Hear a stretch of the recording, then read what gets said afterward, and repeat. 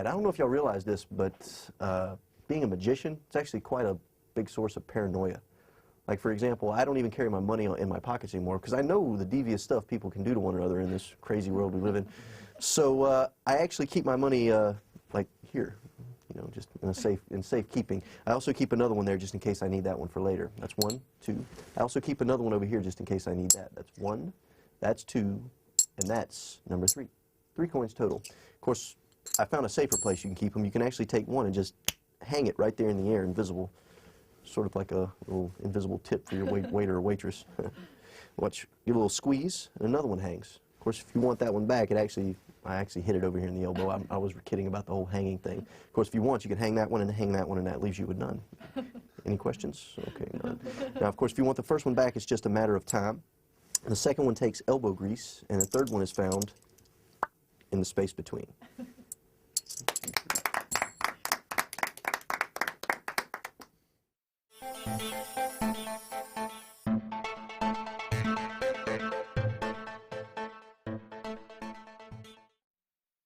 I'd like to show you something special. I picked this up at the supermarket the other day. It's one of those big pens. The cool thing about this one is it actually comes with a rebate, 50 cents to be exact. They keep it in the cap just for safekeeping. Yeah, even comes with its own pen number. Yeah, what's neat is if you put the coin over there and just wiggle, it'll actually fly across the table. That's what the eagle is for. What's even cooler is if you snap, yep, you can actually get another one out the cap, and as a matter of fact, you get 2 more to boot. Now, here's the really cool part, though. What we'll do is we'll put the coins away. We really don't need the coins. We just need the pin. Actually, you know what? Better yet, we really just need the coins, and the pin can stay over here in the pocket. Any questions? All right. I'd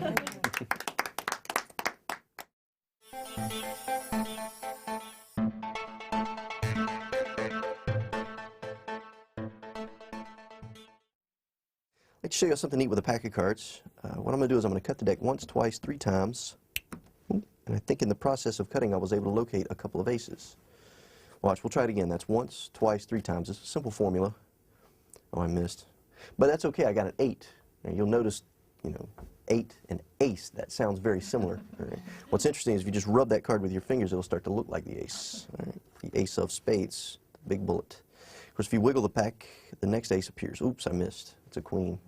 I always was a ladies' man, but that's all right. If you take that queen and push it in the pack, you'll notice I installed a new hard drive. My keyboard comes out, reprogrammed, hit the enter button, out the other side comes the last ace, and that's all 4 aces, 1, 2, 3, and 4. Let's try it again. Only this time we'll do it a little bit different. We'll try and find some other cards. Here's how it works. We'll cut the deck once this time, not 3 times, just once. And I think in the process of cutting, I was able to locate a queen. Not just 1, but 4. That's 1, 2, 3, and 4. I'll tell you what, since we have them, let's try something with these cards. A lot of people, they always ask me, they say, Robbie, I'd hate to play cards with you. And I got to be honest, you don't want to play cards with me because I cheat. And I'm habitual at it. I can't help myself. And I am seeing a therapist and having injections, but I got to be honest, it's not looking too good. But despite that, I've actually started a 12-step program, you know, to help me get over this terrible habit. And, you know, one of the operations I have to do every day, one of the things I have to do on a regular basis, I have to reveal one move that I've used to cheat somebody with in a game of cards, and y'all are the lucky winner today, all right? And we're going to use 8 cards to show you this, because if I used a full deck, you wouldn't be able to follow it. But with 8 cards, you should be able to keep up with it. We'll use the aces, and we'll also use the queens. And we're going to take the aces and the queens and separate them by just a few cards, or by a few inches. We'll take the aces, put those over there. The queens we'll place over here. And now the game begins. All right. The idea is I'm going to switch the aces for the queens, one at a time. Watch the first ace. Just take that ace and below, it starts to look like the first queen. We'll do it again just for you. Watch the second one. All you have to do is snap, and you get the second queen. Watch the third queen. Did you see it go? No. Well, that's because I wasn't ready yet. But that one did go, and if you wait just a second, that one will go too, and that gives us all 4. 1, 2, 3, and 4. And of course, over here on the table, we now have aces. But the whole thing was just an illusion, because over here the whole time we had queens. Over here on the table the whole time we had aces. And that's my trick with the queens and the aces, and may God have mercy on my soul.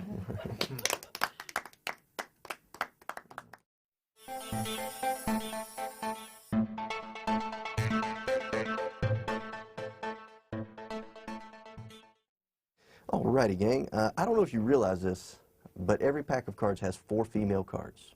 Imagine that. Yeah, 4 female cards out of all of these. I'd like to introduce you to them. We have the Queen of Clubs, the Queen of Spades, the Queen of Diamonds, and the Queen of Hearts. The Queen of Clubs, possibly in a female dominance, judging by the very large club she carries with her at all times. The Queen of Spades, possibly the most, or the least trustworthy, because she's got a beautiful heart, but it's black and it's got a tail. The Queen of Diamonds, possibly high maintenance, judging by the large, expensive stone she carries with her at all times. And the Queen of Hearts, probably the most loving, you know, because she's got a big heart and pretty rose and a gentle smile. What we're going to do is see if we can't find some bachelors for the ladies. We're going to leave them over here for the time being, and I'd like you to help me with this. Okay. Just reach in there and choose a card, and this card is going to represent a bachelor for the queens. Okay. If you would also reach in there and choose a card, this will represent a bachelor as well. All right, and if you would show it around, let everyone see it. And if you would take your card and place it back, Okay. and this will be the first bachelor. All right, bachelor number 1. All right, and if you would take your card, well, I'll take it for you. We'll just put it down inside the pack. So now we have to see if these bachelors can live up to the standards that the queens have set for them. They have a few tests that must be passed before they can move on.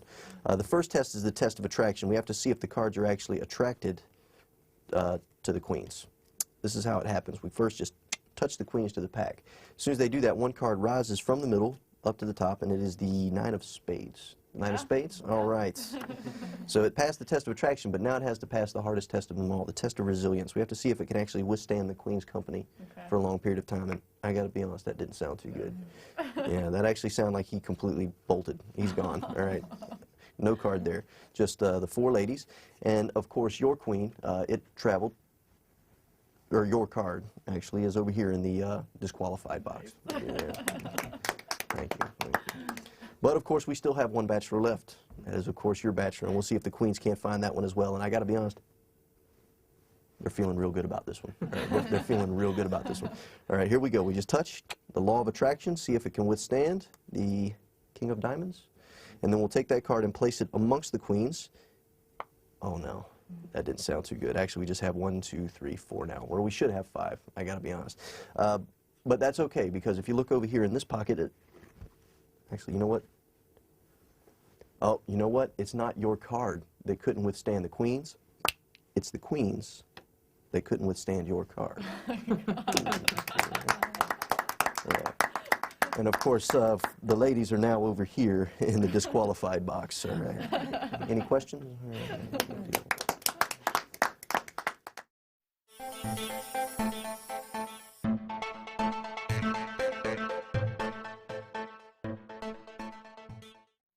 I don't know if y'all realize this, but every pack of cards actually has 2 detectives in it.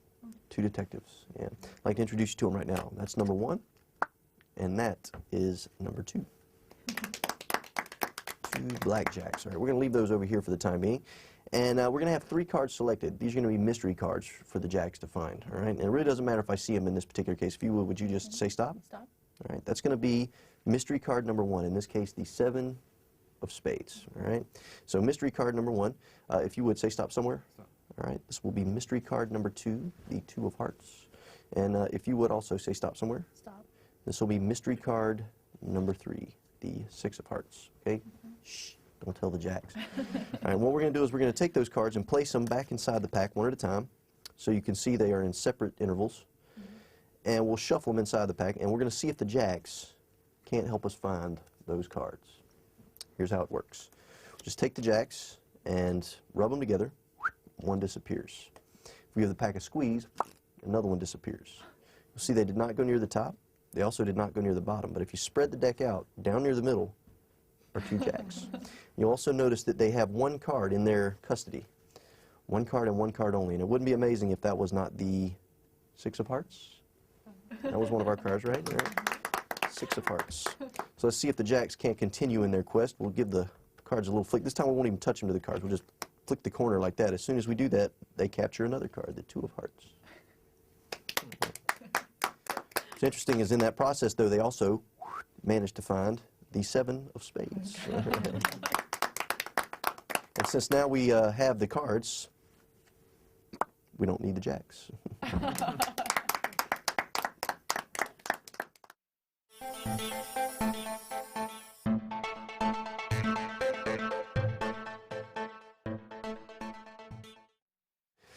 I'd like to show you all an interesting experiment with a pack of cards, and we're going to use the 4 queens to help us with this.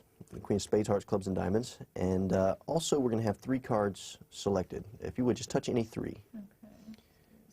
These 3 right here? Yep. Okay, these 3 cards are going to be some mystery cards. We're going to leave those over here in the box for the time being. We'll get back to those in just a little while. Okay. And also we're going to have 3 other cards selected. These we're going to look at. If you would, just touch a card. In this case, we will use the 6 of hearts. If you would, touch a card. In this case, yeah, you don't actually have to take it out. We'll show it to everybody. The 8 of diamonds. That'll be the 2nd card. And if you would, touch a card. In this case, we will use the 8 of clubs. So the 8 of clubs, the 8 of diamonds, and the 6 of hearts.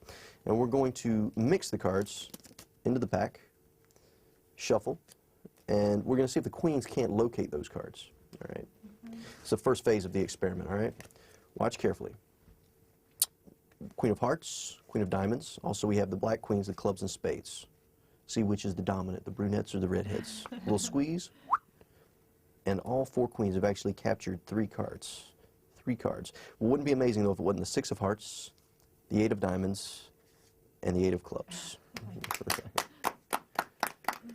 But what's interesting is the process can actually reverse itself. A little squeeze, and now we actually have no cards in between the queens. Just 1, 2, 3, and 4. And of course, do you remember the 3 cards over here in the box? Well, if you open the box, you'll see there's still 3 cards inside. It wouldn't be amazing unless it was 1, 2, 3. Actually, better yet, just give it another squeeze, and it splits into the 4 queens. Boom.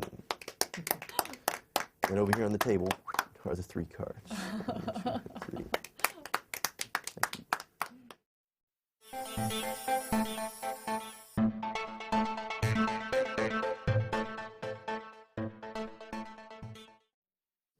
The name of this effect is loose change. I would like to give a few credits before I explain this routine. One person I would like to point out is a gentleman named Troy Hooser. Some of you have probably heard of him. He has a very wonderful book called Destroyers, which has a lot of routines that resemble the one you're about to learn. I have to say his inspiration really helped me sculpt this routine. The second person I'd like to credit is David Williamson, because he had a very similar routine in his book, Williamson's Wonders. And it's also a very good routine, very similar to this. The routine uses 3 dollar pieces. I recommend using dollar pieces. The reason for that is because, for one, it's more visible to your audience. If you're working for a larger group, this would definitely be more courteous, because people in the back are going to be able to see these obviously a lot more than they would be able to see a half dollar. The routine starts very simply. You take 1 coin and put it underneath your watch. That coin is going to remain there for the end. This is part of your denouement. 2 coins are held out. I have many different ways I'll hold these out. I'll explain one. One, I just hold them in a finger palm in the right hand. When you're ready to produce the coins, oh, and by the way, these coins are relatively soft. If you're using coins that are, you know, rough, and when you rub them together they make a lot of noise, you may want to make adjustments as far as how you hold the coins out.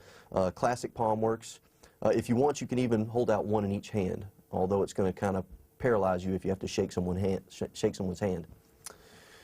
To produce the first coin, I simply reach up and push 1 coin to the fingertips, and I move it out in front of the audience, like so, and display it and say, there's the coin. If you observe the pattern in the performance version of this DVD, you'll see how I present this to the audience. So there's the first coin. At this point, I'm going to reach over and apparently take the coin with this hand. And when I take it, I reveal this coin. So it's sort of a shuttle pass. You're basically miming the action of reaching over and taking this coin into the hand. So try and make it look as though that's what you're doing. Reach over, I just go to grab this coin. This coin simply moves to fingertip rest position. I take that coin and then I rotate this one into view. And if you want, you can push that to the fingertips. At that point, you can reach over and produce the second coin. So now you've got 2 coins on display. This coin falls into your finger palm position in the left hand. This coin is going to be dropped on top of this coin, and it's going to make a clink. But as it falls, you're going to place your pinky here. As it falls, it will flip over once and hit that coin, and then your pinky is going to drag it back into this hand, and you close this hand as if you caught it. So the whole action should look like so. And then you go to produce another coin from this hand, or from the elbow. So the entire sequence looks like so. You produce one coin, that coin is taken, you produce a second coin, and then that coin is dropped. For explanation purposes, I mess up. But either way, the coin is simply dropped, and then you go to the elbow to produce apparently the third coin and drop that one in the hand as well with a third clink. So the audience hears 3 clinks. Now you're going to reinforce this by doing a false count. I was taught this false count by Mike Gallo. It's sort of a replacement for a pop-up move. What you do is you push one coin to the left fingertips, and as I do that, I sort of rotate my fingers around it, almost like Vernon did with the linking rings. That coin is transferred to the left hand, and you let it drop into the fingertip, in the finger palm position, or into the right hand, into finger palm. You push the second coin around, miming the same action, pull it away, let it fall with a clink, and that's coin number 2. Now at this point, there's nothing in this hand, but you want to feign as though there is still a coin at your left fingertips. The hands are going to come back together as if you're going to push another coin to these fingertips, and in a similar action as the other two. But as you do that, you push this coin to the right fingertips, and then it looks like so. So the entire action looks like this: 1, 2, and 3. And then you let the third clink happen. At that point, you show this hand empty, push one coin to the fingertips, and apparently take it away. You're segueing into the vanish sequence of the routine. These 2 coins are dropped, showing that there's only 2. And if your audience is truly convinced that there are 3, then this is going to be a very strong vanish when you just snap your fingers and one coin fades away. At this point, you reach down and pick up the other 2 coins. Now you're going to do a retention pass into the left hand, but you're also going to do it while you're clipping this coin with the left fingers. I use the thumb and index finger to clip that coin. This coin goes, and it's basically just a retention of vision vanish. And those of you who have studied this move, all it is simply you're taking a coin and going from this position to this position, from this position to this position. Good source for further study on this particular move is David Roth's wonderful book, Expert Coin Magic. But that's basically the entire move. And combined with the left hand, it looks like that. You basically place it in the left hand, these fingers close, giving you a shade, and then as that happens, that's when you do this action. So the 2 together looks like so. The retention of vision vanish. But with the other coin in this hand, or with the other coin in the left fingers, you do the same action, but you just make sure you don't drop this coin, and then you immediately take this coin away. This coin now acts sort of like a magic wand, where when you hold it at your fingers, it gives this hand a naturalness to it. You're not curling these fingers for no reason. You actually are holding something in this hand, so therefore this hand will look more natural. At this point, you vanish the second coin. All right, so the whole sequence is like so. This coin goes like there, and the coin vanishes from the left fingertips. You drop this coin into the hand, and here's where Troy Hooser's thinking comes in. You're going to go to the elbow to produce this coin again. And like I said, all of this is supported by the pattern. All you have to do is review that, and you'll see how it makes sense to your audience. Go to reproduce this coin and bring it over to here. As you're doing that, this coin in the left fingertips is going to be left underneath your collar, right there around your neck. Try and find a spot on your neck where it's not going to slip down your shirt. It's very important. Reach over there and produce this coin, and then this hand moves back forward as if it's still holding a coin, but focus your attention here because you don't want them to suspect this hand. This coin is rotated into almost a French drop position, and at this point you're going to do Jeff Lotta's one hand vanish with this hand, and at the same time show that the coin is vanished from this hand. The whole sequence looks like so. Boom. And both coins vanish simultaneously. Now at that point, you're ready to go into the reproduction. The reproduction is you look at your audience and say it's simply a matter of time until the coins return. You reach over and move your watch back, and they see the first coin appear. At this point, this coin goes directly into a finger palm position in the left hand. You're going to curl those fingers around, and as you go to produce this coin, which you're holding out in this hand, in the right hand, you grip the coin that's on your neck. Like I said, this one's in finger palm, so you have your fingers free. You just grip that coin on your neck, pull this coin out, misdirecting your audience, and then move back forward with this coin at your fingertips. I'd like to go through that sequence one more time just for clarity. So one coin has vanished, all right? Hang on, let me move back into this. So this coin is reproduced, coins disappear. You reproduce the first one. As you go to reproduce the second one, you grip that coin, bringing this one forward, and then this coin moves forward. If your audience is focused here, they will assume this is the same coin you had displayed here earlier. Show the 2 coins, and now you're going to do a production of Curtis Cams. You show 2 coins fanned at the right fingertips. The hands are going to come together and apparently rotate these coins around, and as you do that, the coin that's still in the left finger palm is going to be pushed behind the 2 coins. An exposed view of that would look like so. The 2 coins, there's the finger palm coin. You show 2, fan them out, and as you come up, this coin is simply pushed behind the 2, rotate around, and then you pull this coin out the center. So it looks like this coin literally appeared between the 2. At full speed, it should look like this. Boom. And then you pull that one out the center, 1, 2, 3, and that's the finish of the routine.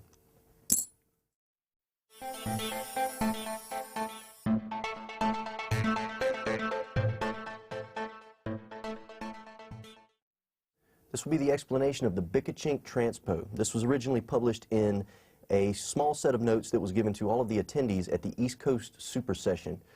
This will be the first time it's ever been put on DVD. It uses 4 silver half dollars, or any type of half dollar you can get your hands on. You can also use quarters. This is a very flexible routine. It can be done with coins of just about any size, depending on how comfortable you are palming them. The start of the routine is very simple. You classic palm 4 half dollars in the right hand, or left hand, depending on whether you're right or left-handed.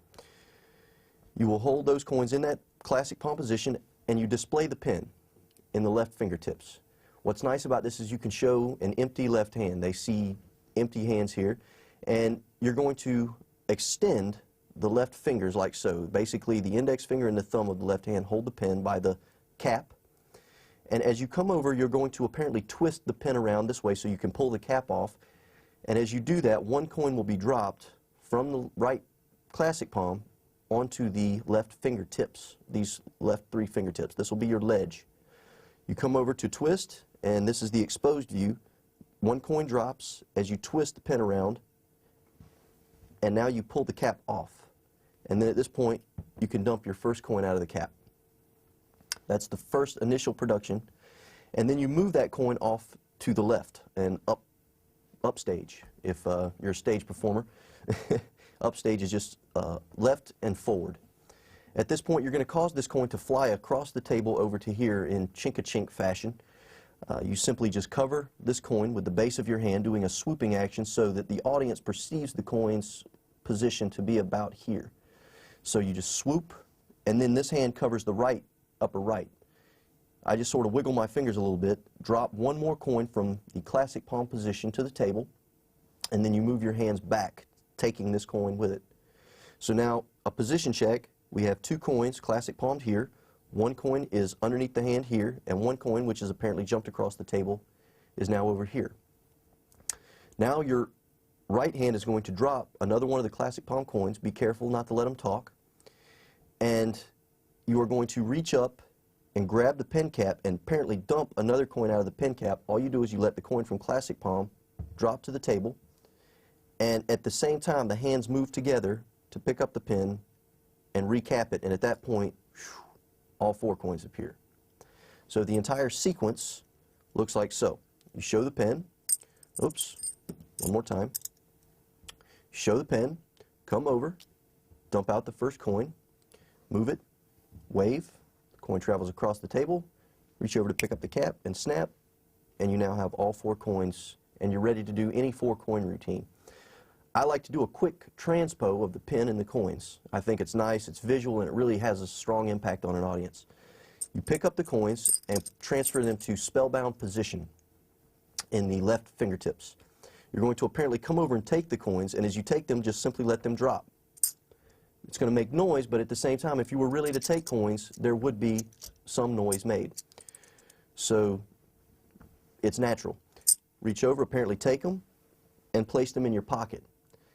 If you have 4 extra coins in your pocket, you can take those and put them in a coin clip, release the coins in your pocket, and now the audience will hear coins falling, which is another nice subtlety you can add if you would like. Show the pin, hold it in the flip stick position, and look at your audience and say, you know what though, I really don't need the pin. all I really need are the coins. And at that point, you're going to do the flip stick maneuver, rotating the pen behind the fingers. All that simply happens is this. You just hold it with these fingers, the index, middle, and thumb of the right hand, and rotate it back behind the palm. If you turn your hand like so, that gives you a bit more cover. And then at the same time, release the coins in the left finger palm. Or the pen literally just becomes the coins. And here's what it looks like. And the coins are revealed. At this point, you reach in your pocket where you place the coins and remove the pen.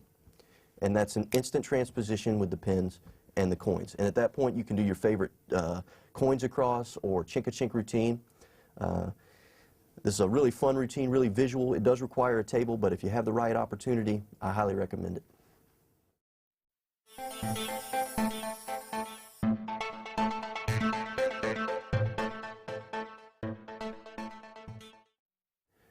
This is my handling of Paul Harris's Reset. There are about 1 million versions of this in the magic world today, and I know what you're thinking. Why do we need another one? Well, I enjoy this handling. I've been doing it for my audiences for years. They really enjoy it, so I figured I would share it. It's a very good version. I use the 4 queens and the 4 aces, and you'll also notice my patter in the performance of this. This is sort of a revelation of a cheating technique, is the way I present it to my audience. So please review that if you'd like to use the patter there. I feel free. It's a good pattern. It's funny. It gets a reaction from the audience. You use the 4 aces, like I said, and the 4 queens, and you can produce these in any manner you see fit. One way I produce them is using the ambitious solution, which you will learn later in this video. The 4 aces and the 4 queens, I turn the queens face down in the left hand. So the queens are there. And also remember, the order should alternate. It doesn't matter how they alternate, but make sure that they're not reds and reds, blacks and blacks. Make sure that you have red, black, or black, red, black, red. Those cards start off face down. The aces go on top of those face up. These should be ordered so that the 2 black aces are face up in the middle. At this point, you show the 4 aces, display them, and square up 1 ace here. Square up the other 3 and maintain a break between those 3 and the one that's at the very back. At this point, your hand is going to come over the pack and rotate it over to display the queens. As you do that, this pinky break will cause this packet to kick out. So now you have a break, sort of a jog to the side. I'll do that one more time for clarity. There it is. And as you rotate out, that packet will jog sideways. Take the packet back in the left hand and pull down on that jog and pick up everything. At that point, you should be holding 5 cards in the right hand. The extra ace, which you've added on, and then the 4 queens. But keep them square. I rotate 1 queen face down, the 2nd queen face down, the 3rd queen face down. At this point, you're left with a double. Drop the double there, and then I rotate this queen face down like so. I thumb this card over, I thumb another card over, and you'll notice how I'm stepping them. They'll end up in this position. So one more time for clarity. That's one goes back, the other one goes forward, one goes back. At this point, you can rotate and display those cards. These 3 fingers will cover the pip of that ace. So it's a quick display, and at that point you can also rotate down and show the face of one of these aces. The hands are going to come back together. You square up this card with the top of the pack, or with the ace pack. And as you square up, you maintain a break below these 3. Transfer that break to the left thumb, like so, and then you're going to grip this packet here and rotate it face up. At that point, the ace packet is laid over to the side. Show the queen packet, and I do an Elmsley count, counting 4 cards. The cards will be left in this order after the Elmsley count, with 1 ace here and 2 queens here. This packet goes off to the side. Pick up this packet and say you're going to cause the aces to switch places with the queens one at a time. And I do a quick, subtle display of the aces. I just pick up 1, flash the back, 2, flash the back, and then I lay this one back here and flash the back of the first one again. So really quick, it looks like this. And it looks like you just casually display the aces. Don't make a big deal about this. It's not something you should even call a lot of attention to. Just casually do it as you perform the routine. So one more time, just for clarity, there's 1, 2, 3, 4 aces, and then you flash the face of this ace. It's transferred to the top of the pack. Get a break under the top card, flip the ace face down, and do whatever magical gesture you want to do, and then do a double turnover of this card. I simply pick it up and look at it and blow, and then I act like I'm seeing something really weird happen, as if I'm watching the card change, and then I rotate it into view, showing that the card has changed. This is still a double. Show the card has changed, drop the double back on top, and thumb off that card. So that ace is now on the table, but they think it was the queen. The audience, that is. Peel one card from the top into this hand, and you're going to do a Stuart Gordon double turnover. This is where the hands simply turn that block over like so. It may split, but at the same time it doesn't matter because your audience is aware that you are holding multiple cards here. So if the cards split, don't worry about it. It's not a big deal. Transfer that back into a right hand biddle grip and peel the ace onto that one. Peel one of the aces onto that one card. That leaves you with a double here, a queen at the back and an ace at the front. Now you're going to do a paintbrush change, changing the next card into a queen. Sometimes I'll use gravity to do this, and then I snap and thumb off the card. At this point, this card is, the ace here is turned face down with the right hand. Do a pinky pull down of the bottom card of this pile, giving you a double here. Flip this card face down and thumb it off. That's the second queen. The card here is flipped back face up on the pile and say, watch the next one go. I flip it over and snap, or whatever magical gesture you prefer. At that point, you look at your audience and say, did you see it happen? And they'll say no, obviously, because the card is face down. You say, well, that's because it hasn't happened yet. At this point, you flip that card back face up, grip this double underneath the pile, and flip it face up and say, but this one did go. This ace goes to here underneath the pack, square it up, pull back, and show that this one has now gone. Transfer one queen to the back, flip the packet over, drop a double. The way you do that is simply by doing a pinky pull down, drop the double to the table, flash a queen, and then drop that on the pile. At this point, you pick up this pile and you can flash an ace. This is something that most reset routines are devoid of. They actually never see evidence of the initial transposition, which I think is a great part of the routine, so why not get a little bit of credit for it? Flash an ace, flip that ace face up from the bottom on top of the other two, which the audience obviously thinks is 3. And now you're going to do Mark DeSouza's Shapeshifter, which I'm sure everyone is familiar with. You simply grip the cards by the corners, and it's sort of a knack, but if you grip the corners here and do like so, you'll get it to where it can flip around instantaneously, and they get a visual change from an ace to the queens. Boom. At that point, I flick that card just to show that there's more than one ace there. I pull down on the bottom card, which is that ace that's on the back. I get a thumb break, transfer that break to a thumb break here. I reach over and I'm going to flip this pack over, but my right hand will assist, and as it does so, you're going to add this card to the top of this pile, and then do that same rotation that you did earlier in the routine. This 2-card queen pack here goes to the table. Notice there is a black queen at the face. That'll make sense to you in a minute. Peel an ace here, a second ace, and the last card comes from the bottom. Third ace. This ace is dropped onto that pile. I show these, push that ace forward, and then spread, and you're left with all 4 queens. So the entire sequence looks like so. And you can run through this routine relatively fast. I mean, once you get the sequence down, it's a very quick routine. So 4 aces, the 4 queens, 1, 2, 3, 4. Show the 4 aces, 4 queens. Turn the aces over here, the queens go over here. And the idea is simple. We're going to cause the aces to switch places with the queens one at a time. Watch carefully the first ace. All we do is just give it a little shake, and the first ace becomes a queen. Second ace becomes a queen. Third ace, did you see it happen? Well, that's because it hasn't happened yet. Rotate to there, drop that double, flash, and then you can go over here and show your aces. Oops, I forgot to do the Elmsley count earlier. But either way, that ace should have been there. Flash the ace, do the shapeshifter, transfer the break, rotate face up. That's 1, 2, 3, 4 aces, 4 queens, and that's reset. This next piece is called the Ambitious Solution. This is simply a 4-card revelation. I like to do these before I do routines that use 4 of a kind, i.e. the 4 jacks, the 4 kings, the 4 queens. It's a very interesting production. I came up with this after seeing Lee Asher do his Ambitious Explosion.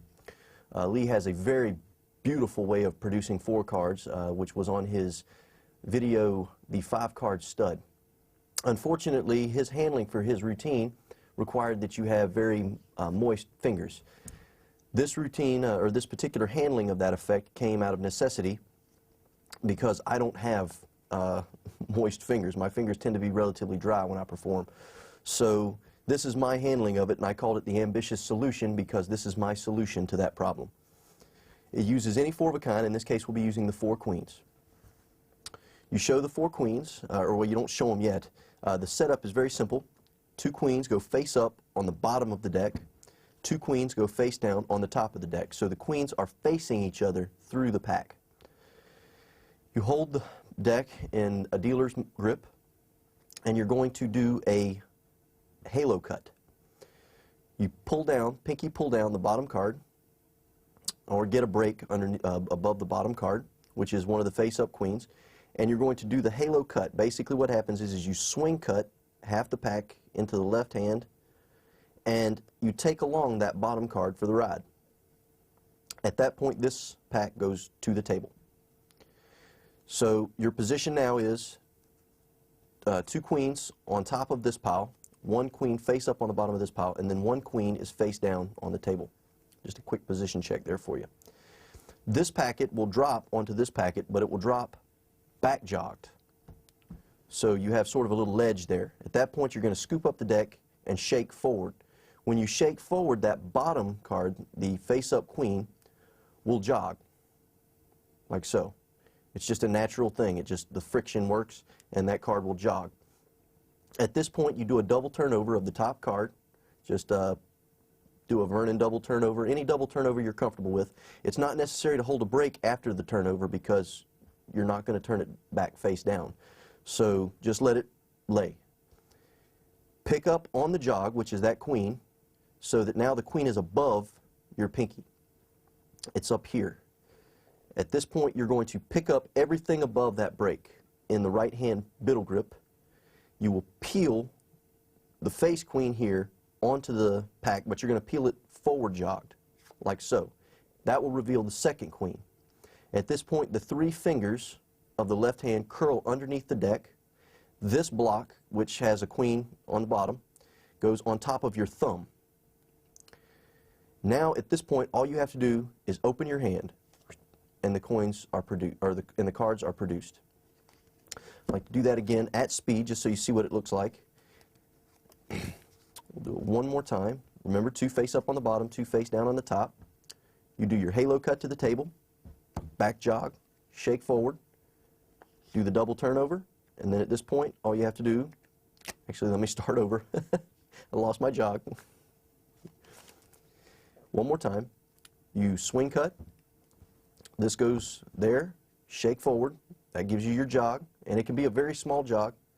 Pick up, peel 1 card there, lay on top, and open, and all 4 cards are produced. And that is the Ambitious Solution.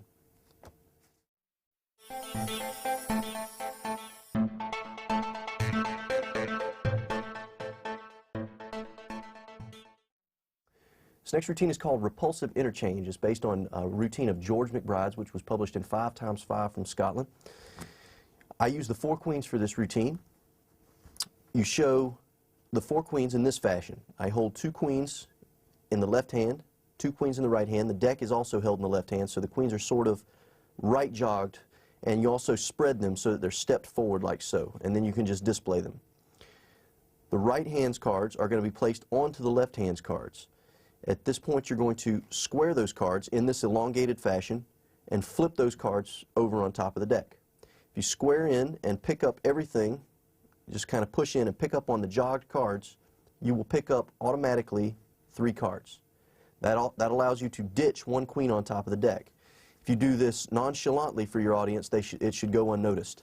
Show the 4 queens, square up, and you can even flash, because if you have the queens with the blacks and the reds together, when you flash that card, they'll see a red queen, and there is a red queen on the face. If they weren't paying attention to the suits, this is a very nice subtlety. So one more time, show the queens, flip over, flash, and now explain to your audience that we're going to have some suitors selected for the queens. I usually flip the deck face up and spread out, just showing a bunch of different cards. And then at that point, I flip it back face down, and we have the 2 cards selected. In this case, we'll be using the 10 of spades and the 3 of clubs. At this point, you're going to return the cards into the pack, apparently in the middle of the deck. In order to do this, but at that point, you have to control these 2 cards. One card must be controlled to the top of the deck. One card must be controlled to the top of the deck. How you do this is irrelevant. I have 2 suggestions that I used in the performance that I'll explain a bit later, and I'll also show you now briefly. The first one is the side steal. This was published in Marlowe's Revolutionary Card Technique series. I believe there was an entire booklet devoted to the move. This is along the lines of Marlowe's deliberate side steal, which I learned from Paul Cummins, who has an unbelievable DVD on the subject if you would like some further reference. The card is inserted into the middle, and you square that card in, but as you square the card, you square a bit more with the middle finger than you do with the other 2. That way the card goes in like so. You can see how it's sticking out in this manner. At that point, you pick up on that break so that the card is above your fingers. Your right hand provides shade, but without the right hand there, this is what you get. And you're going to use your pinky to push that card out of the deck, like so. So you push that card out, do a squaring action, and as you come away, you steal that card out and then rotate it to the top. I'll give you another view of that. Here, you got the break, card comes out. So basically the card is clipped between this portion of the thumb and the second flange of the index finger. At that point, the card is removed and rotated to the top. You do this in a squaring action, as though you're squaring the cards. So one more time, just at speed, the card is returned. In a squaring action, the card is moved to the top. So the first card is controlled at the top. The second control I use is the Tamariz perpendicular control. Card is inserted in the middle in the same fashion. You square, doing the same action so that it comes out the side. And then, as you can see, you have a little bit of card sticking out of that part of the deck. This portion is sticking out here. Your fingers are going to grip with the middle finger here, and that little bite that's sticking out is going to be gripped with the thumb here. You simply run your thumb along the side of the deck, and the card will rotate into that position. At this point, you are going to spread the upper half of the deck above that card, and as you do, this card will pivot around your middle finger, like so. At that point, once the card is completely covered and you have enough cover above it with the spread, you can move your hands over like so, and then the card is pulled out of the pack. This is very hard to do in a vertical position. So either way, and at that point, you can rotate the card to the bottom. At full speed, it should look like you simply insert the card and spread the deck, like so. And you spread the pack out, and then you can square up the deck, and the card is controlled to the bottom. It's the Tamariz perpendicular control, and I'll go into a little bit more detail on that later. Now, for the routine, your cards are controlled. You have one on top with the queen underneath. You also have one on the bottom.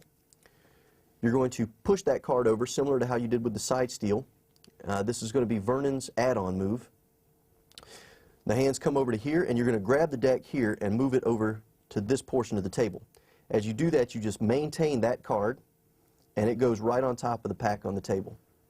And then you scoop it up. At full speed, it should look like so. Grab and scoop. And now you can spread and show 4 cards. if your audience was convinced that there were 4 cards there to begin with, this is a strong display because they actually see 4 cards. So even if they caught a glimpse of the add-on, subtly this is now stronger because there would be 5 cards here now if you did add something. So I don't know, it's a little bit of psychology there for you. Either way, you flip the packet face up and you're going to display 4 queens using a Jordan count.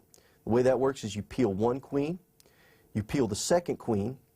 As you go to apparently peel the 3rd queen, you don't peel the 3rd queen, you actually take this double, which is the selection, and you take away the bottom card here.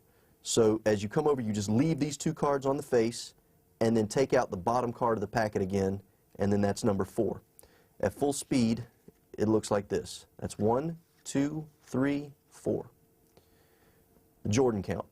That puts your selection in the 2nd position. Square up the pack, or keep the pack square, and at this point you tell the audience that the queens have to perform a few tests before they can decide whether these bachelors are suitable. The first test is the test of attraction. They just come in contact with the deck, and that causes 1 card to rise from the top. I simply grip that card off the top of the deck with the fingers. I re-grip this packet, the queen packet, in the left hand, and then I don't show the card to the audience. I look at it myself, and I look back at the audience and I say, the 3 of clubs, and they will answer honestly in most cases and say yes. At that point, you subtly flash the card as you apparently slip it into the middle of the deck. Or, I mean, excuse me, not in the middle, excuse me, underneath the top card of the pack. So that card is now 2nd from the top. Now they have to withstand another test. They passed the test of attraction. Now they have to pass the test of resilience. Can they maintain the queen's company? Do a little snap, say that didn't sound good, flip the packet face up, and now do an Elmsley count, which is where you peel 1, you go to peel the 2nd one, but actually you just push off a whole block, leave this card underneath as you peel 2, 3, and 4. So at full speed, that looks like so. Let's see here. Go here. That's 1, 2, 3, and 4. Transfer 2 over to here and use those 2 to flip the block over and then spread over and display 4. Conceal that double using the Bob Stencil squiggle move, which is this. Basically, I'm just gripping this card here. It doesn't actually move, it just sort of jiggles like that. At that point, you square up and get a break under that card here. Put these 2 on top. So now you have a break below 3 cards. You're going to do any top palm, you know. I use, I believe, what is considered an Erdnase top palm, which is where that middle finger, or excuse me, the ring finger of the left hand goes into that break, and as you come over to apparently square the deck, you just simply mash that card up into the palm. Using that finger, it simply just moves it right up in there, and you palm all 3 cards. At this point, that hand will go to the pocket. The selection they saw earlier is the face card of the palmed packet. You go into the pocket and remove that card and that card alone and leave the other 2 cards behind. You're setting up for your finish. Lay that card at the table and show the 3. Your first effect has occurred. The 3 was not an eligible bachelor, so now let's try for the 2nd one. At this point, I do a sort of a little joke. I say, the queens are saying that this is a good selection. At that point, I simply kick over. And remember, you only have 2 cards here, so keep a tight hold on those so that they don't see the thickness. Push 1 card over on the bottom so that it's jogged a little bit. And then as you come up to apparently get the message from the queens, you can peek the 2nd selection, which was added on earlier. That's the 2nd selection. As the hands come down, you square the packet again. And you look at the audience and say, the queens think that the next one might be the one. Come over and rub. Don't forget the name of this card, by the way. Rub the top card, pick it up, and do the same action you did earlier. Look at the card, look at your audience. This is actually a queen. But you look at the audience and you say, the 10 of spades? They'll immediately say yes, and you'll see the air go out of their sails. They're completely satisfied at this point. I then don't even flash this card. They're satisfied. There's no reason to flash it. You push that card back in between these 2 and see if it can't pass the test of resilience. At that point, you snap and just do an Elmsley count where there would be 5. There's now 1, Like I said, the Elmsley count, just leave one. You're doing an Elmsley with 3 cards instead of 4. Take the next one, and the next one. All right, so if the positioning is correct, you look at the card, place it here, and then say where we would have 5, we now have 1, 2, 3, and 4. Get a break under the top card, which is the second selection. Look at your audience and say in your card, and you go to the pocket, and at that point you're going to do a bottom palm. You bottom palm those 2 cards off the bottom, leaving you with 1 card in the right hand. Go away with those 2 cards into the pocket and apparently looking for the second selection, and then you realize that there's nothing there. Come out, show an empty hand, and then reach over as if maybe it went to this pocket. And then look at your audience and say, you know what? That's kind of weird. It wasn't the queens, or it wasn't your card that couldn't withstand the company of the queens. It was the queens that couldn't withstand the company of your card, and show that now there's only 1 card in your hand and the 4 queens have vanished. At that point, you can reach in your pockets and reveal the queens either 2 at a time or 1 at a time. It's up to you completely. Sometimes I like to alternate and just pull 1 out of each pocket and go in the pockets 4 times, but however you reveal them is up to you. And that is the repulsive interchange. I'd like to talk a little bit more about the Tamariz perpendicular control. First of all, the Tamariz perpendicular control was first published, as far as I know, in Sonata, which was written by Juan, and it is a wonderful book. I highly recommend, if you can get a copy of it, get it. It is worth its weight in gold. It's a wonderful, wonderful book. The handling is very simple. Well, you know, it's a simple concept. You insert the card into the front of the pack, and what's going to happen is you're going to square, but you're going to square a little bit more profoundly with the middle finger than you do with these 2. The index finger really doesn't come into play here. I just sort of curl it. You square, and as you do that, this happens. And when you square more profoundly with this finger, the card will shoot out in sort of a diagonal position, as you can see here. What happens now is you're going to grip the pack between here and here with the thumb and middle finger. The right hand covers, giving shade to the move. And then what you're going to do is you're going to spread the cards. And as you do that, let me get this back into position here real quick. As you do that, it's going to make that diagonal position even more profound. Now what happens is with the thumb of the right hand in the back here, and with the middle finger here, you're going to spread everything above that card to the right. And as you do that, the thumb hits this edge of the card and causes it to rotate around, pivot around the middle finger here into a perpendicular position, hence the name, the perpendicular control. You peel that card out of the pack, continuing the spread. From this angle, you can't see anything. But from here, that's what happens. From the proper angle, it should look like so. You simply square the card, spread the deck, and the card is controlled. In this case, the 9 of clubs. We'll do it again with the 4 of hearts. Square. Actually, let's try that one more time. Square. And the control is completed. Give you one more time from an exposed view. Square. There. You spread out, peeling the card, and then square. It's the Tamariz perpendicular control.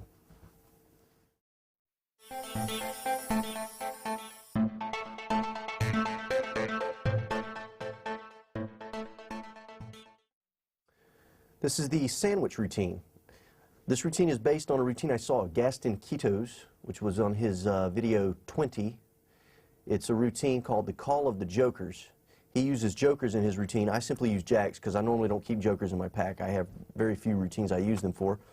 But in Gaston's routine, it was a great routine in the way he had it, but he started off with a sandwich premise and found one selection with the sandwich, and then the other 2 selections were found by the sandwich cards becoming the selections, which is a very strong effect in itself. But I wanted to sort of continue in the premise he originally set. I wanted to take it, I wanted every card to be revealed in a sandwich fashion, and then at the end, no sandwich cards. So this is the result of my thinking. You start with the 2 jacks face to face on top of the deck, and I produce those using a production of my own. It uses the Cardini color change. What you do is I simply curl the fingers around the pack like so. This thumb curls around, and you just grip the deck here, and you're going to pull this card from here to there. From here to there. Give you another sort of angle on that, but that's basically the idea. You're not really using it as a color change, so it's not really necessary for you to get rid of this card. I just sort of pull it down so it's stepped like that. Now this is where you go into the production part. You come over to grab this pile.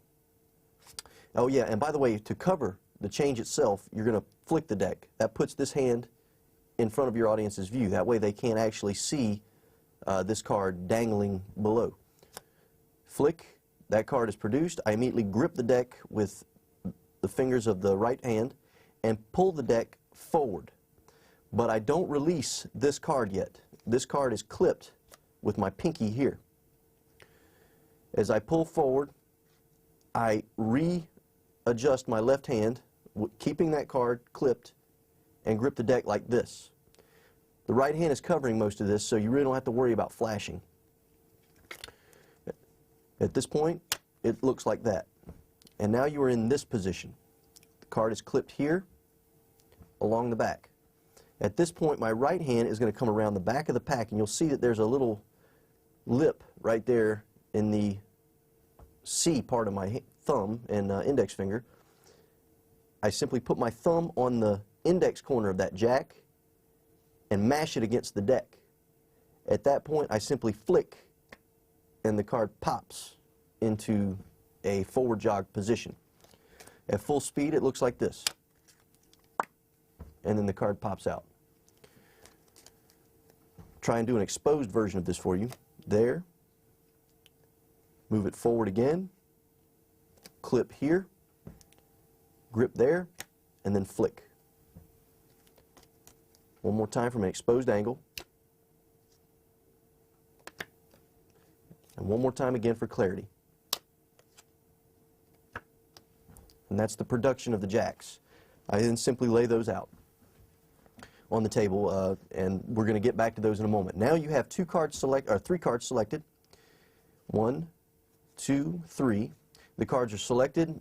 They can look at and remember them. In this case, we will be using the 9 of diamonds, the 8 of spades, and the 7 of hearts.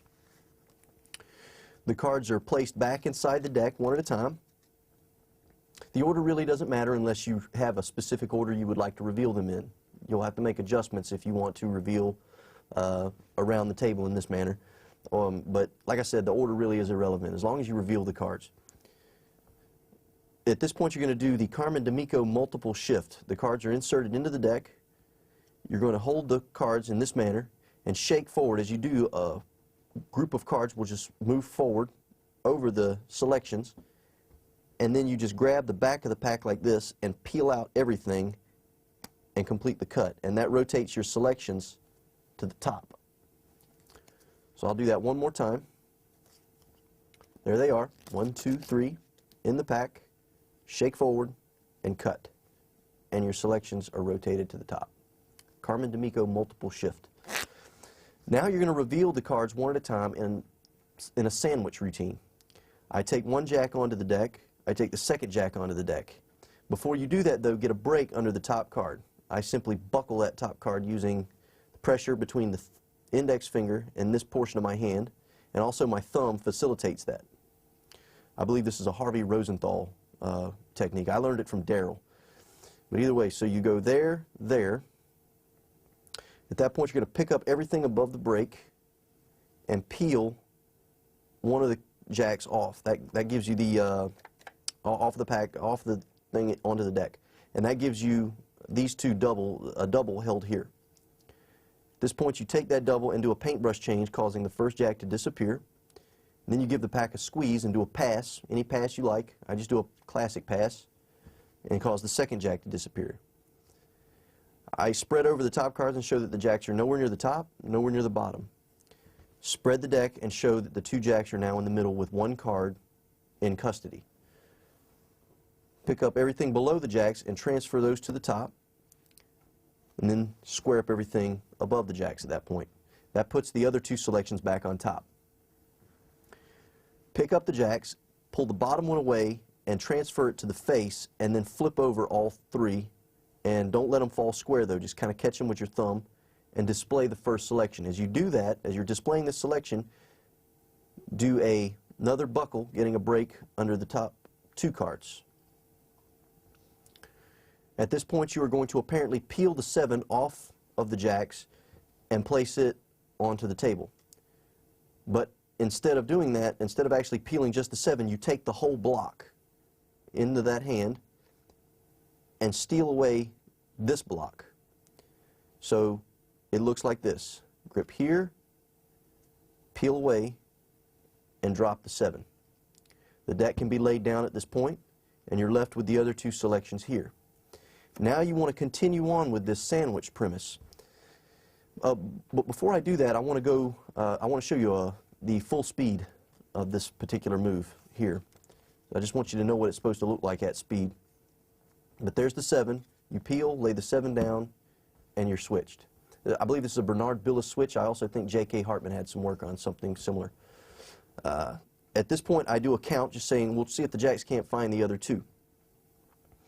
You're going to come over the pack, and you're going to do a half pass of the bottom card. But you're going to do it in sort of a magical gesture. You're going to flick the corner of the pack. So you do the half pass there, and then flick the corner.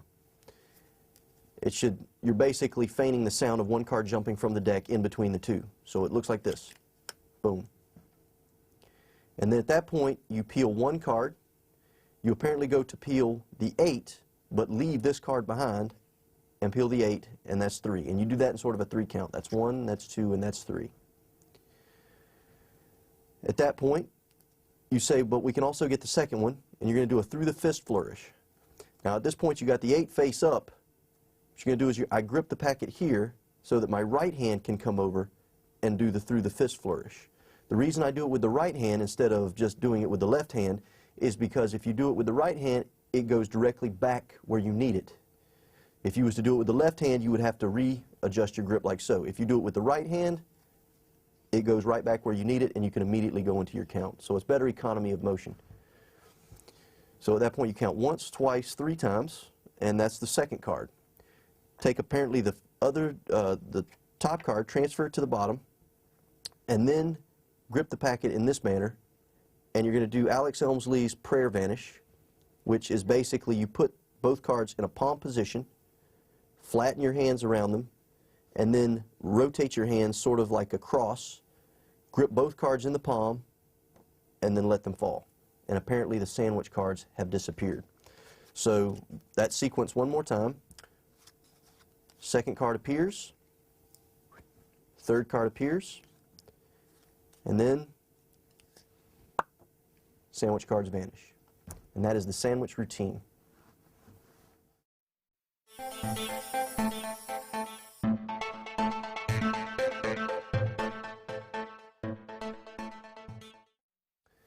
This routine is called Two Places at Once. It's basically very similar to a routine I read recently of Bill Goodwin's. I came up with it prior to reading this, but at the same time, Bill Goodwin deserves credit because I've heard great things about his routine. It's basically a combination of a collector's routine and a boxed routine. Mine has sort of a mystery card type of presentation, a la Larry Jennings. You remove 3 cards, and these cards are going to be considered mystery cards. They're placed over inside the card box with the backs facing this half moon right here. Place that box off to the side and tell the audience that we're going to get back to it later. Those cards may have relevance in the future. Now you take out any 4 of a kind you want. In this case, I use the queens. I usually remove those before I remove these. And you're ready to start the routine. The queens go off to the side, and you're going to do a collector's routine. Have 3 cards selected and remembered. In this case, we'll use the 5 of clubs, the jack of diamonds, and the ace of diamonds. Okay, so jack, 5, and ace. These will be the 3 cards we use for the explanation, and you'll have those returned to the pack, and I use that Carmen D'Amico multiple shift to control those cards to the top, similar to the routine prior to this one. You can find an explanation of that in the sandwich routine explanation. So the 3 selections are on top, and now you can do any version of Roy Walton's collectors. You're completely versatile here. I'm going to show you a basic handling here that we did in the performance, but any version, just know that any version of Roy Walton's collectors will work here, as long as the cards end up in between the 4 queens, as long as the actual cards end up between the queens. What I do is I simply get a break under those 3 cards. I use a pinky count, but you can use any method you want to get the break above 3. You can spread over and jog 1 card, and then as you're displaying the cards, whatever you want. But get that break under 3, and you're going to display the queens. Square them up, and place the deck off to the side. I basically take everything above that break, which is now all of this. I side jog it to the right, holding it in that grip, and then I can place the deck off to here. At this point, you're going to pinky pull down the bottom card, and you're going to peel 1 queen into the right hand. You're going to go to peel the second queen, but as you peel that queen, you're going to leave this broken card between the 2. As you come over to peel the next queen, I sort of peel it slightly to the left, and these fingers now engage the bottom card and slide it out as well. And then this last double goes on top of all. So now all the cards are sandwiched in between, a la Roy Walton's collectors. I'll do that one more time. Show the 4 queens, Queen of Hearts, the Queen of Spades, the Queen of Clubs, and the Queen of Diamonds. Then at that point, you just snap, and I fan the cards and show that there's 1 card in between each. Square them here, and now you're going to display the selections. Peel 1 card here, peel the first selection, maintain a break. Peel the next card, revealing another selection, but as you do that, you're going to steal the ace underneath this pile. So that's the second selection. Peel that. Maintain the break, same as you did before. Come over to peel the next card and steal away the jack underneath and show the third selection. Basically what you're doing is you're unloading your selections now. You're reversing the process. Peel the next selection, and now you're left with a 3-card multiple lift here, and maintain a break beneath it, and then place everything on top. Your audience will react to this because, you know, this is an offbeat moment. So use that offbeat moment to pick up everything above your break and back jog it. Use your right thumb to slip the top card forward, like so, leaving the 3 face-up selections back jogged. At this point, your left pinky will slightly grip those cards, and you reach forward and grab the front of the pack and peel it forward and flip everything over on top of those cards. Now you reverse the process and show that the cards are no longer in between the queens. Boom, and then just peel 1 at a time. 1, 2, 3, and 4. And then I just flip these cards over with this hand and do a multiple turnover, a Stuart Gordon turnover with this hand, and place that whole block on top. And then you just spread over 1, 2, 3, 4, or 1, 2, 3. Maintain all of these cards here. These are now your 4 queens. And you're going to do the stencil squiggle move. So there it is, showing 4. Square up and maintain a break beneath the top 3 cards. Your queens are now below the break. Now you're going to do a move of Eric Anderson's. Eric Anderson is a brilliant magician from Atlanta, Georgia, and he shared this move with me at the Atlanta Harvest, which also he shared with me the book that it was published in, which is called Aha, and it was written by David Harkey. Great, great book. I highly recommend it. Just for this move alone is worth the price of the book. So either way, you reach over, grip the card box, and turn it over like so, and then the card box is laid, the lower right corner of the card box is laid on top of here. Remember, you're maintaining a break with your thumb. Lay that there and pin that box to the top, or to the top of this packet. Now your left hand is free to open the box and slide out those cards in this grip. You're going to come back to apparently take the box and lay it off to the side. This is what's going to happen. As you come to take the box and place it aside, you're going to drop everything below that break on top of this block. These are just 3 indifferent cards. Everything above the break goes on top of that block, like so. Boom. And then you lay the box off to the side.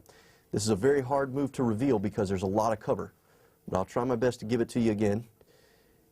Come over to apparently remove the box, leave it there, and drop. Now, another neat subtlety you can do here, being that nobody really knows what's in the box, and there are 3 selections, so everybody's remembering a different card. As you come over to do this move, you remove the cards from the box, come over to take the box, you can actually turn the hand palm down and lay it over here. That flashes a card that shouldn't be there, but at the same time, being that everybody selected a different card, they will simply assume this is someone else's card. So you can flash that card, lay them there, and that also reinforces the fact that these are not the queens, which is going to make your denouement even that much stronger. Don't make a big deal out of it. Just lay the box down, quickly flash the cards, and move back to a comfortable position. It's not something you even want to draw attention to. Just do it. At this point, you're going to peel 1, 2, and then take the block and lay it on top, 3. Count 3. So now the audience sees 3 cards. But say, well, what would be an even better effect is if there weren't 3. If we could split them and then flip face up and do an Ascanio spread and show the 4 queens. And at that point, you can drop the queens one at a time on top of the deck. I have my own handling of the Ascanio spread, which I'll go into now. This is called the Ascanio Spread Displacement. It was originally published in the Cheetah's Handbook, written by Andy Gladwin. And this is the work on it. The selections are in between the 4 queens. You got 2 queens on either side of them. What happens is you're going to peel 1 card over, like so, and then you're going to peel the second card over. At this point, you're going to grip the next card, which is a queen, and peel it over. So you've got the packet in this position. It's 1, 2, 3. Now at this point, in the original Ascanio spread, a lot of people do some of these jiggling actions, which are nice, but at the same time, I wanted it to be more of a display as opposed to a random series of motions with the cards. I wanted it to be a nice, smooth, solid display. So what I do is I peel out the same manner. 1, 2, 3. This card moves back, and then I pin this card to that card. I then move these 2 cards forward and spread those, the bottom card going forward with my left hand, and you have a sort of a crooked display of 4 cards, which actually is quite nice when done smoothly. So it looks like this. And then you square like that.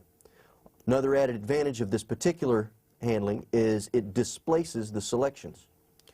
When you peel 1, 2, 3, you move forward. This is your selection block right here.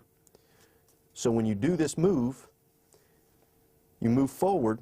Now you can simply slide everything underneath this top card, and your block is displaced to the back. Now you can spread 1, 2, 3, 4 naturally and go into a stencil move. It's really not necessary, but if you want to continue to display the cards and show them, you can do that. It's a nice addition. Also, if you have the deck positioned face up, you can go into the display, square up, and drop, and those indifferent cards go into the dirt, and you never even have to bring them up again, and you're completely clean. There are no reversed cards in the deck. And then at that point, you come down and reveal that your 3 selections have backfired to the table. And that is 2 places at once.